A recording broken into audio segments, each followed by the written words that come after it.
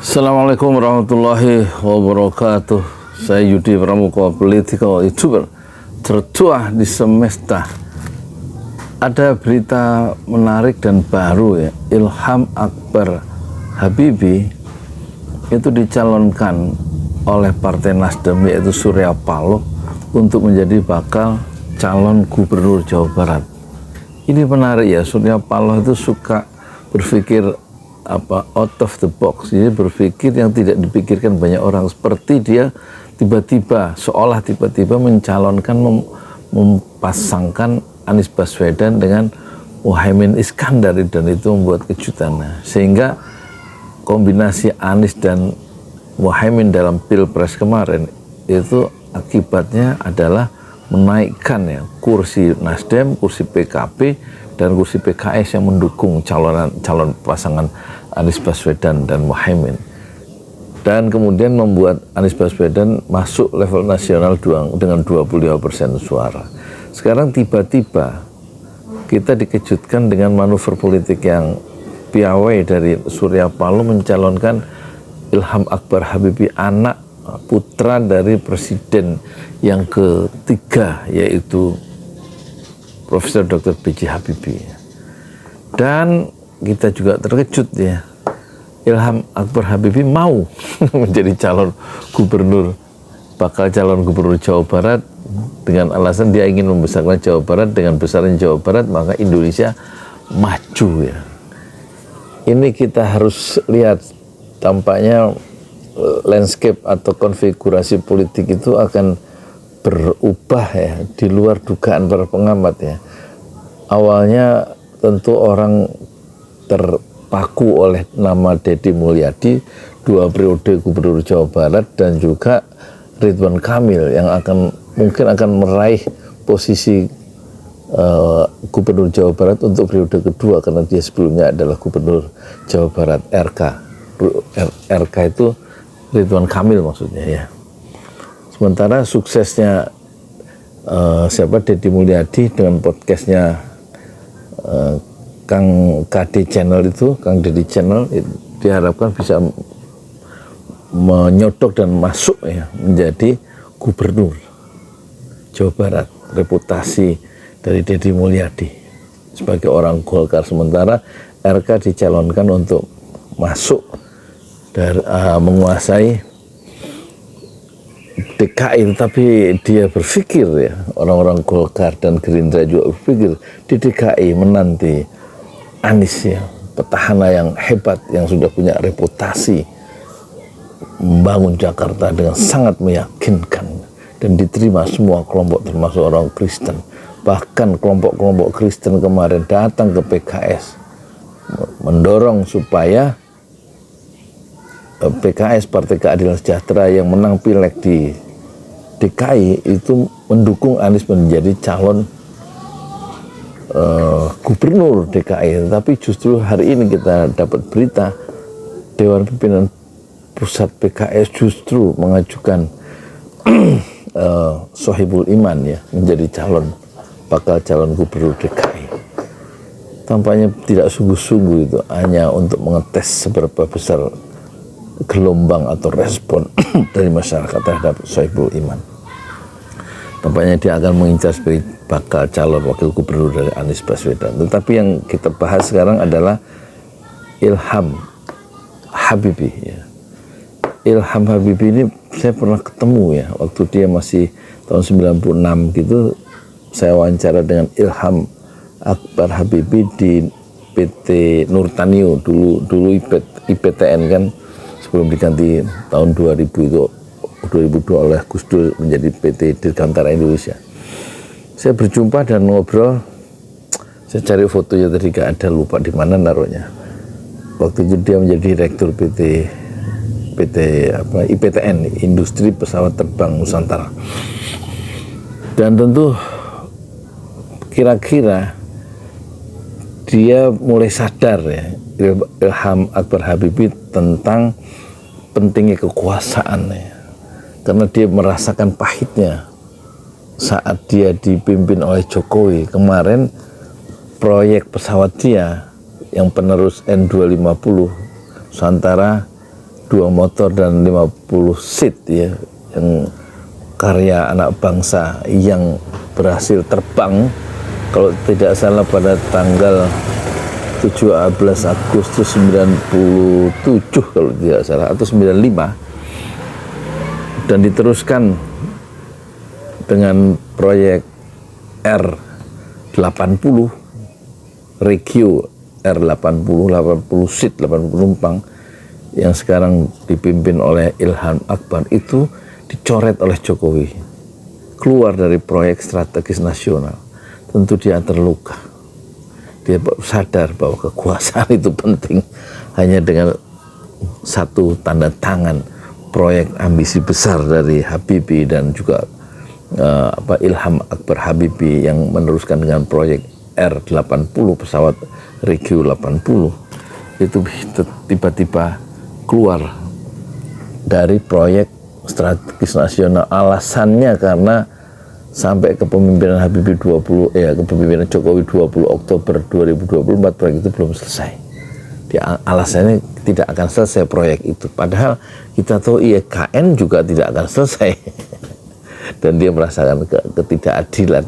Proyek R80 dicoret ya oleh Jokowi, keluar dan tidak menjadi titik perhatian pemerintah. Padahal di situ proses added value itu sangat tinggi pesawat itu dibandingkan nikel. Nikel kan hanya mengubah biji nikel itu terus kemudian dari barang setengah jadi di smelter itu kemudian dikirim ya 90% untuk menghidupkan industrialisasi Cina, kemudian dalam bentuk baterai nanti dikirim lagi ke Indonesia. Kata Luhut Binsar Panjaitan, proses added value bahasanya Habibie, tapi proses dalam bahasa sekarang disebut hilirisasi, itu katanya added value-nya tinggi. Tidak, lebih tinggi pesawat. Sebenarnya harusnya Indonesia tidak menggarap hilirisasi nikel, tapi menggarap proyek industri strategis nasional, yaitu pesawat yang nanti akan menghubungkan pulau-pulau di Indonesia. Dan itu added value, nilai tambahnya jauh lebih tinggi daripada nikel. Yang nikel dalam waktu 13 tahun malah habis sumber daya alam nikel, karena dikuras 1 tahun oleh proyek-proyek Cina itu 1,6 juta ton. Dalam waktu 13 tahun habis, bentar lagi habis. Karena cadangan nikel, menurut Faisal Basri, nikel Indonesia sama dengan cadangan nikel di Australia, 21,5 juta ton. 21,5 juta ton dibagi 1,6 juta ton per tahun, maka 13 tahun nikel kita itu habis diekspor ke Cina ya. Dan proses nilai tambahnya tidak sebesar Regio 80 atau pesawat terbang yang dirintis oleh B.J. Habibie. Proses added value, nilai tambah itu pun dikenalkan oleh B.J. Habibie. Dan kita ternyata sudah bisa bikin pesawat sendiri, punya ekosistem sendiri, industri pesawat terbang itu. Sayang itu tidak diteruskan, dan tampaknya mimpi itu akan coba dikembangkan oleh Ilham Akbar Habibie lewat pendekatan politik. Bahwa politik itu penting untuk mengembangkan mimpi besar, dan dia bersedia dicalonkan, dan katanya dia sudah menerima surat itu secara resmi dari Nasdem, dari Surya Paloh, tentu tanda tangan Surya Paloh, untuk menjadi bakal calon gubernur Jawa Barat. Tampaknya wakilnya kita tidak tahu, mungkin wakilnya Deddy Mulyadi, mungkin.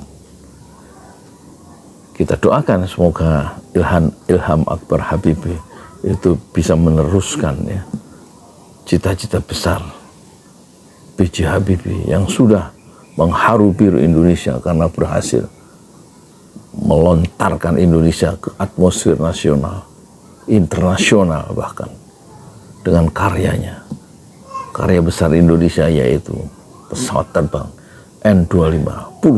Dan moga-moga dengan pendekatan sebagai gubernur yang punya kewenangan bisa nanti menghidupkan kembali proyek yang memiliki added value, nilai tambah yang tinggi, yaitu R80 melalui tangan dari Ilham Akbar Habibie. Selamat datang bakal calon gubernur Jawa Barat, Profesor Dr. Haji Ilham Akbar Habibi. Assalamualaikum warahmatullahi wabarakatuh. Di jalan Allah. Ini Masjid Enam Syuhada lagi dikunjungi sama Ketua Hilmi. Modal awalnya berapa Pak Yudi Pramuko? 750.000. 750.000 rupiah aja. Jadi ini 500 jutaan nih barang. Sekarang udah habis 310. Masya Allah, tuh udah pakai keramik, plafonnya tinggal. Granit tuh kayak marmer. Tuh, Masya Allah nih, sampai juga kita ke sini. Masjid Enam Syuhada, ngapa namanya Masjid Enam Syuhada, Ya, Pak Yudi? kita mau mendokumentasikan perjuangan dakwah nama anak muda pengawal Habib Rizik Syihab itu. Masya Allah. Yang dibunuh sama orang jahat di kilometer 50. Kilometer 50 ya. Itu kan simbol memperjuangkan dakwah itu kita harus memberikan segalanya untuk Islam kan ya. Masya Allah. Dan nama anak muda itulah yang sudah memberikan segalanya untuk Islam. Masya Allah. Apa nanti nama pemuda itu ada juga di sini mungkin diterangkan? Mungkin namanya 6 syuhada. 6 syuhada ya. itu, 6 syuhada dipasang di sini, 6 syuhada. Bip Ali, apa yang dikomentarin dari ini semua, Bip Ali? Masya Allah, luar biasa. Dari uang 700.000, kalau pengen ternyata bisa. Bisa. Allah kirim. Tuh, bisa. Ya, dengan masuk satu gang kecil, tapi Bapak ini luar biasa. Kecil tuh. Masya Allah ya. Satu call aja. Masya Allah, perjuangan Pak Yudi Pramuko, YouTuber sejagat paling tua. Tertua di semesta. Tertua di semesta. Masya Allah. Tukang donat. Tukang donat. Tukang donat dari Paru. Ini saya laporkan dari lapangan ini, langsung dari Masjid Enam Syuhada. Masya Allah. Dan ini dia. Dalam lihat dah. Tuh, lihat tuh masjidnya. Tuh imamnya situ tuh. Malam-malam lagi kita. Masya Allah. Masih kurang nih. Atapnya katanya transfer aja. Masjid Enam Syuhada sebentar lagi selesai. Dinding lubang angin sebagian sudah terpasang. Lantai 2 dan kemudian plafon termasuk lantai bukan keramik, granit 150 dus bersama tiang-tiang yang ada 16 setinggi 4,5 meter. Kemudian finishing terakhir adalah tangga menjebol atap ya, lantai pertama untuk masuk ke lantai 2. Inilah Masjid Enam Syuhada. 2,5 tahun lalu dimulai pada 2 Agustus hari Senin 2021. Tinggal sedikit lagi insya Allah. Dan lantainya dari keramik, bukan keramik, granit sudah diresmikan lantai pertama. Nanti lantai kedua lewat sini tangganya jebol untuk masuk ke lantai 2. Inilah Masjid Enam Syuhada yang sangat megah karena dari bahan-bahan pilihan kualitas nomor 1.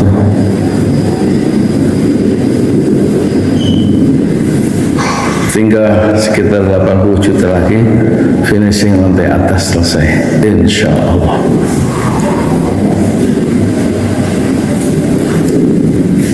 Ya, inilah Masjid Enam Syuhada yang sangat bersejarah ya dalam sejarah dakwah Indonesia modern insya Allah, karena ini dibangun dalam konteks kezaliman rejim penguasa yang sudah membunuh 6 santri dari front pembela Islam, dan kita abadikan pengorbanan dan perjuangan dakwah mereka sehingga kita sebut namanya Masjid Enam Syuhada.